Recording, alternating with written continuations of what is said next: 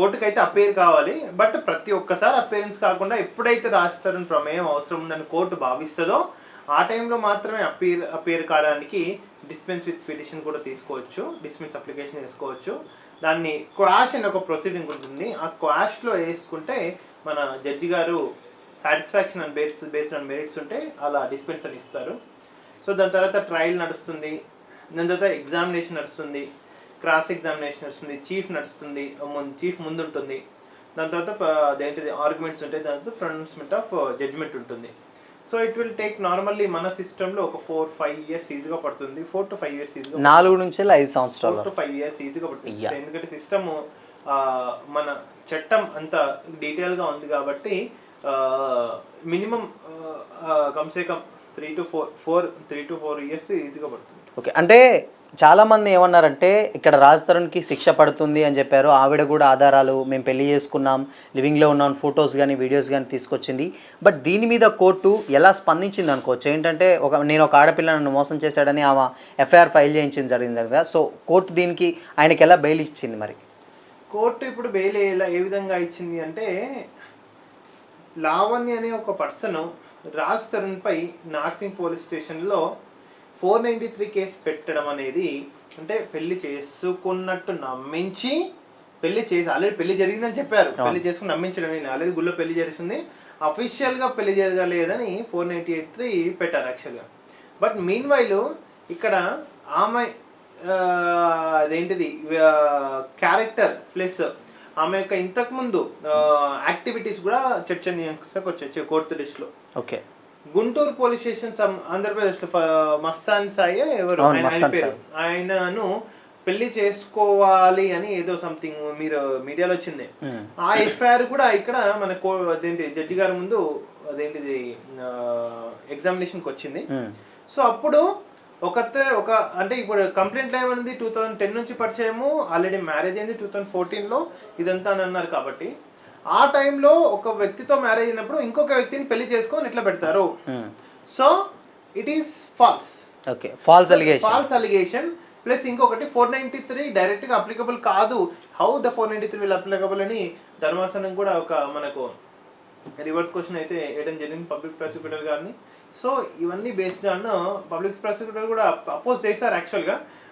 So investigation still progress అంటే, అవునయ్యా ఇప్పుడు అసలు రాజ్ తరుణ్ కోర్టుకు వచ్చింది అరెస్ట్ చేస్తారని, ఇన్వెస్టిగేషన్ ఆయన పార్టిసిపేట్ కావను, నేను శుద్ధపూసని చెప్పట్లేదు. యాంటిసిపేట్ అయితే నన్ను అరెస్ట్ చేయకుండా నేను పోలీస్ వాళ్ళకి సహకరిస్తాను, చార్జ్ షీట్ వరకు సహకరిస్తాను ఉంటే కోర్టులో చూసుకుంటాను, అంతేగాని డైరెక్ట్ తీసుకుపోయి లోపల పెట్టకండి. జడ్జి గారు కూడా అన్నారు అబోవ్ 7 years పనిష్మెంట్ కదా, సో దీంట్లో అరెస్ట్ చేసే అవకాశం ఉంటుంది కాబట్టి, నాన్ బెయిలబుల్ కాబట్టి, అందుకే based on merits anticipatory grant చేస్తారు. ఓకే, ఇంకోటి ఏంటంటే ఇప్పుడు కళ్యాణ్ దిలీప్ సుంకర్ ఏమంటున్నాడంటే, సో ఈ కేసు అంటే బెయిల్ రావడానికి మెయిన్ ఏంటంటే ఆయన ఏం చెప్పాడంటే, లావణ్య అంటే కొద్దిగా ఏంటంటే ఈ మీడియాలో కనుక చూసుకున్నట్టయితే లావణ్య కొంచెం ఏమన్నా తప్పు చేసిందని అంటే, లేదు అది యాక్ట్ ఫర్ లాలా అట్లా వచ్చేస్తుంది అని చెప్పేసి ఆయన సో కొంచెం న్యూట్రల్గా చెప్పే ప్రయత్నం అయితే చేస్తున్నాడు. సో ఆయన అంటే ఏం చెప్తారంటే యాజ్ ఏ అడ్వకేట్గా మీరు, సో బెయిల్ రావడానికి అంటే ఆయన కేసు ఓడిపోయాడు అనుకోవచ్చా, లేకపోతే ఓడిపోయాడు అని చెప్పలేమండి. ఎందుకంటే ఓడిపోయడం అని చెప్పలేము, ఇక్కడ అవకాశమే లేదు. లావణ్య తరపున ప్రైవేట్ అడ్వకేట్ కి ఆల్రెడీ ఒక లావణ్య అనేది స్టేట్ హ్యాండ్ ఓవర్ లో ఉంది ఆ కేసు ఇప్పుడు. సో పబ్లిక్ ప్రాసిక్యూటర్ గారు వాదన వినిపించారు. లావణ్య తరపున అడ్వకేట్ ఓడిపోయిందని చెప్పలేము, ఎందుకంటే మనం ఎంత ఏం చేసినా మనం ఉన్నట్టు డిస్కస్ చేయాలి యాక్చువల్లీ. సో లావణ్య తరపున అడ్వకేట్ కి అసలు అవకాశం, ఆర్గ్యుమెంట్స్ కి అవకాశం ఇవ్వలేదు యాక్చువల్లీ. ఎందుకని ఇవ్వలేకపోయి ఉండొచ్చు ఏంటి అంటే, మేమేమంటున్నాం అంటే ఇప్పుడు ఆమె ఎఫ్ఐఆర్ చేసింది కాబట్టి government as a government public ప్రాసిక్యూటర్ని ఒకళ్ళని అసైన్ చేస్తుంది.